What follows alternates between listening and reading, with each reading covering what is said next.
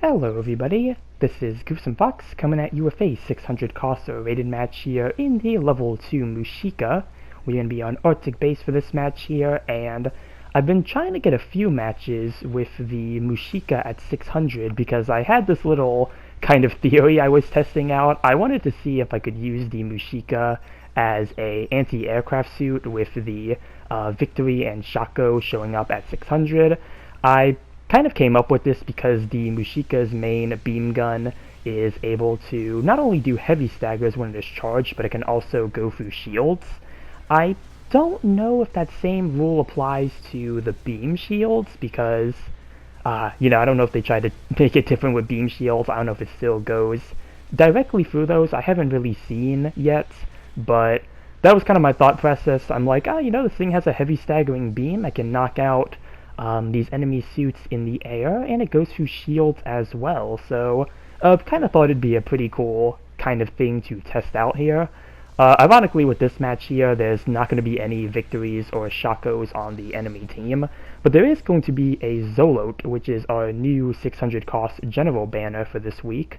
I kind of considered getting these Zoloats, which, on a side note, I hope I'm saying the name of that suit correctly, because the Shokew would spell like Shoku, and that has a different pronunciation, so I hope for the Zoloat I'm saying it right. But Zoloat did look kind of interesting, but kind of just looks a bit too melee-oriented for my taste, and I also just spent, the tokens on the guaranteed pool for the Shokew, so kind of going back into a period of saving up my tokens until I see a suit that really interests me, but yeah, Zoloat does look alright from what I've seen for the most part. As for the Mushika, this is still one of my favorite raids to use at 550, which is the suit's native cost. You have that main beam rifle I mentioned, where you can either fire it uncharged for a instant stun, or you can fire it charged for a heavy stagger that is able to go through shields. You also have a beam saber as your main melee weapon, you have a Vulcan pod, and then you have a rapid fire version of the beam rifle. And then you do also get the auxiliary power skill with the suit as well, which is kind of funny because the last suit I made a video on, the Jurek, also has the aux power skill, so I guess this is going to be the week of aux power suits for the channel here. And on top of that, you do also get the range auxiliary program skill, where you do more damage to enemies that are knocked over with your range weapons, so does lead to a pretty interesting kind of playstyle for the Mushika here, really leaning more towards being a range-based raid unit, which is something I really like. I have mentioned it a few times on things like streams. I've always been more oriented towards the range-based suits in GBO2. There's a good number of melee suits that I like, but like the real melee-heavy unit suits I'm not always the best with, so typically I tend to stick to the more range-based stuff that kind of fits my playstyle a bit better. That is a camper on the enemy team, which is something I definitely need to watch out for because of that shotgun. But I do have that heavy stagger beam, so if I can get a good shot off, I can do that, go for that nice poking downswing, and see, try to get some beams in while they're knocked over. And with the help of the team, we managed to take a good chunk out of their HP, so pretty good there. Unfortunately, getting surrounded here by both the Zoloat and the camper, so not a good spot to be in here.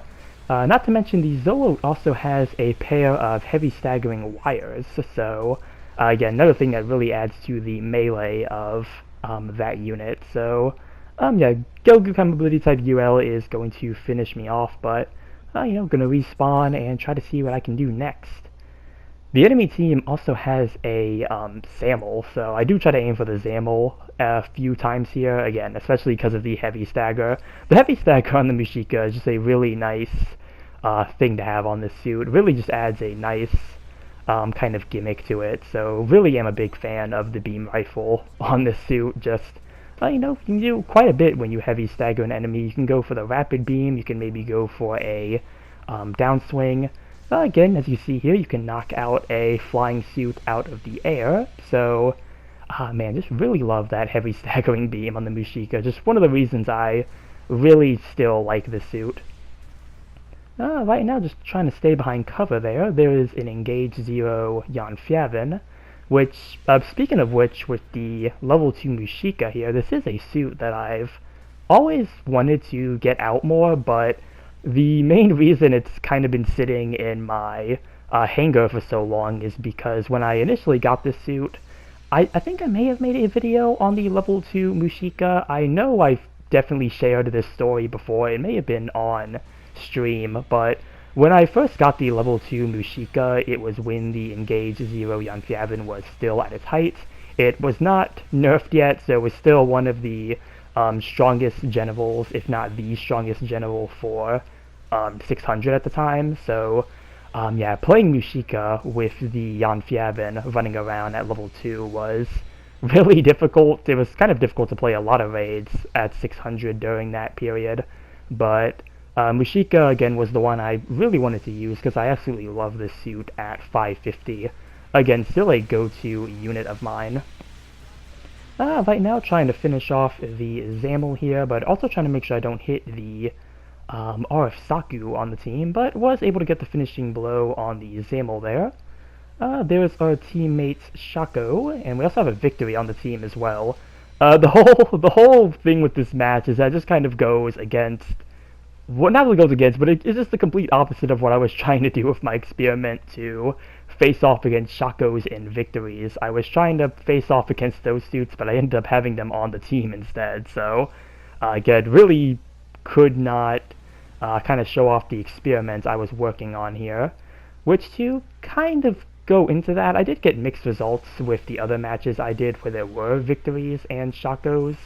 I did somewhat decent with it. It's just like the thing with it is trying to, make sure you actually hit the suits with the charge beam, which was kind of hard at times, especially if somebody is really moving around, they're really mobile. So there are some times where it's easier to knock those suits out, like if the Victory is firing its leg missiles. I think it has to stop the fire to use those. That was like one of the best opportunities to use the beam there and knock it out of the sky. But aside from that, I did kind of have a lot of trouble trying to really knock those suits out of the air. So that's kind of what I got with it from my little test that I was doing. We are nearing the end of the match here. I'm going to be trying to focus on the Zamel here, try to keep it off of our teammates.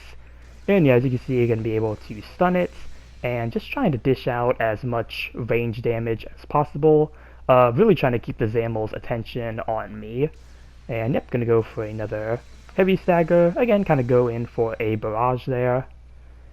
The only thing I wish the Mushika had was that it had the level 2 version of the Range Ox program, because level 2 of Range Ox, I think, applies the extra damage to both heavy staggered and toppled teammates.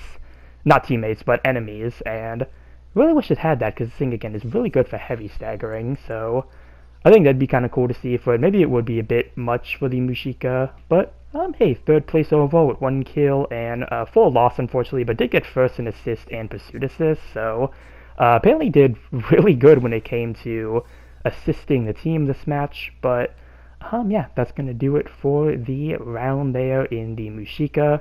Again, not really showing the experiment I was trying to do with it, try to use it as an anti-aircraft suit, but kind of just cool in general to get the Mushika out. Again, just a suit that I really like, I still use it, and just one of my favorite suits in the game, one of my go-tos.